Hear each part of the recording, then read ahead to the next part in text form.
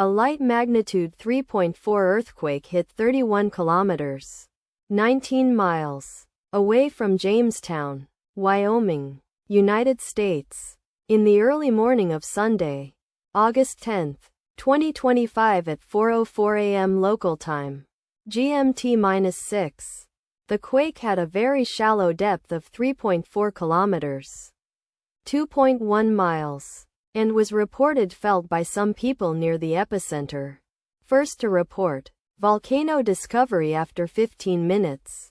The earthquake occurred 16 weeks after a magnitude 3.4 earthquake had hit on Wednesday, April 23, 2025, at 11:58 a.m. local time, America, Denver GMT-6, in 2.5 kilometers, 1.6 miles, distance to the southeast. Data source from volcano discovery.